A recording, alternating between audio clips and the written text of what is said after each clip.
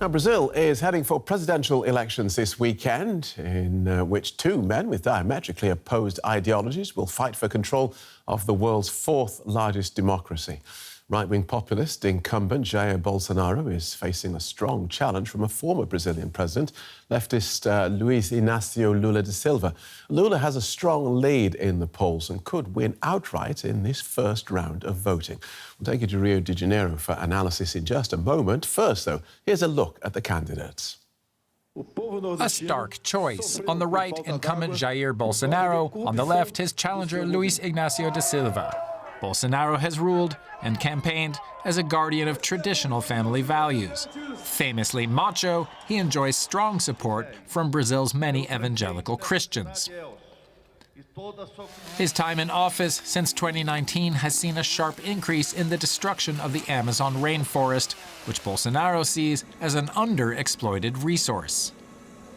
He dismissed the coronavirus pandemic that killed hundreds of thousands of Brazilians, leading to one of the highest death tolls in the world. And he's been accused of encouraging excessive use of force by police, as well as making misogynistic and racist statements. His rival, Luiz Inácio Lula da Silva, has broad-based public support, despite having served jail time for money laundering and corruption, a conviction that was later annulled. His fans say that in his 2 terms as president, government policies lifted millions out of poverty. Lula has promised to increase public spending if he wins, make the rich pay higher taxes, and protect the Amazon rainforest. In most polls, he has a comfortable lead in the run-up to the election.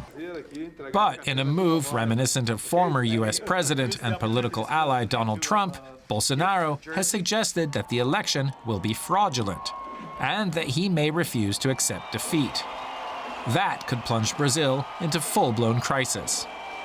Despite Lula's lead, the only thing that seems sure about the outcome of Sunday's vote is that it will be dramatic.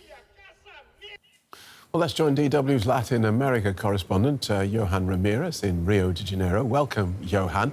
Are we likely to see a winner in the first round of voting? It is difficult to forecast what is going to happen next Sunday. I mean, if we see at the polls, almost every poll give an important advantage to leftist candidate and former President Lula da Silva. Some of the polls give him even 15 points over current President Jair Bolsonaro. To win in the first round, any of the candidates must obtain at least 50% plus 1 in order to become president. Polls give to Lula around 50%, 49, 48, but it's unclear whether or not he is going to get that 50% plus 1 in order to win, to have a definitive win on Sunday. At the end of the day, not everybody wants to believe in polls anymore, so we have to wait until Sunday to see what is going to happen here in Brazil. And are Brazil's institutions strong enough to ensure a peaceful transfer of power if, as he's hinted, President Bolsonaro rejects a vote that goes against him?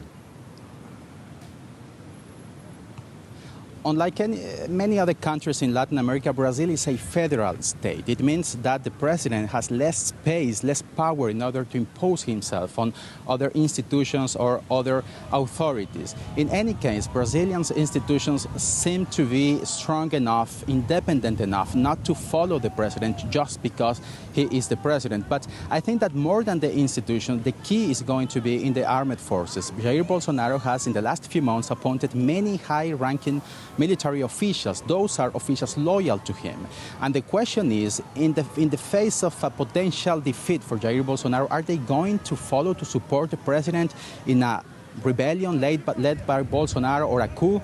That's the question. More than the institution, the armed forces. But in any case, look, I'm in front of Copacabana Beach, this very famous place, and it looks like a normal day here, a Saturday afternoon in Brazil. Nothing suggests that something that big, like a coup or a rebellion, could take place in the next few days or in the next few weeks, although experts and international organizations have concerns that democracy could be at stake next Sunday here in Brazil.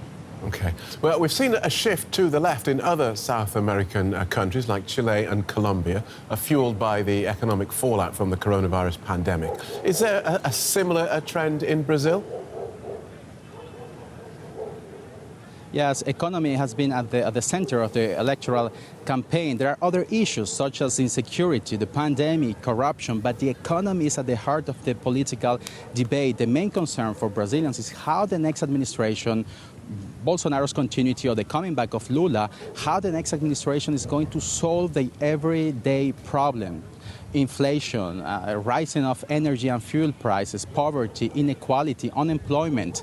For those who support Lula, they see him as a possibility of a government based on social issues, and they see Jair Bolsonaro as a failed president. Bolsonaro has defended himself, saying that he had a very difficult administration, which is true, caused by the pandemic, and that's why he says he needs 4 more years in order to offer solutions to the population. And a quick word about international concerns. Are we likely to see any change of policy towards deforestation of the Amazon if Lula wins?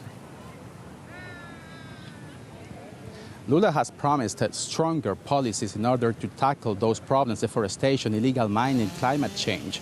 During Bolsonaro's administration, illegal mining quadrupled in the country, and even though Bolsonaro has said that he has done more than any other of his predecessors, it shows how polarized are the views in this country. But just in 2 words, yes, there are hopes that under a potential Lula's administration, Brazil could fight stronger against climate change.